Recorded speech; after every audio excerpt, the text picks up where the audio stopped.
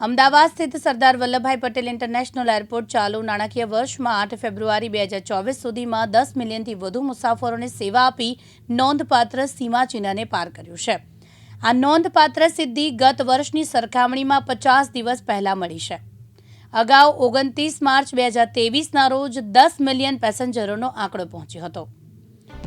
SVPI airport હવે સરેરાશ 240થી વધુ દૈનિક ફ્લાઇટ મૂવમેન્ટની સુવિધા આપે છે।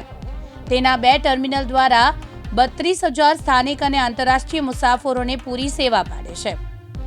જનરલ એવિએશન ટર્મિનલે vibrant Gujarat, global summit, G20, U20 અને વર્લ્ડ કપ મેચો જેવી મોટી ઇવેન્ટ્સને સેવા આપવામાં પણ મહત્વપૂર્ણ ભૂમિકા ભજવી છે, જે રેકોર્ડ પેસેન્જર સંખ્યામાં ફાળો આપે છે। 20 નવેમ્બર 2023ના રોજ એરપોર્ટ 42,224 મુસાફરોને સેવા આપી, જ્યારે 19 નવેમ્બરના રોજ 40,801 મુસાફરો અને 18 નવેમ્બરના રોજ 38,723 મુસાફરોએ મુસાફરી કરી।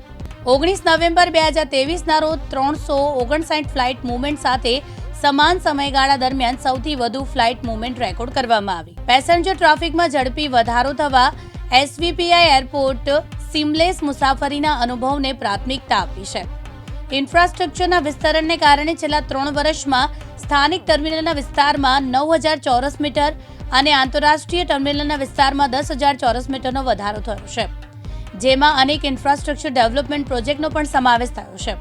હાલ Sardar Vallabhbhai airport international airport 42 સ્થાનિક સ્થળોને 7 એરલાઇન્સ સાથે અને 15 ઇન્ટરનેશનલ ડેસ્ટિનેશનને 18 એરલાઇન્સ સાથે જોડે છે, જે પ્રવાસીઓને અનેક કનેક્ટિવિટીના વિકલ્પો આપે છે। ચિરાગ પાટડિયા, દિવ્યાંગ ન્યૂઝ, અમદાવાદ।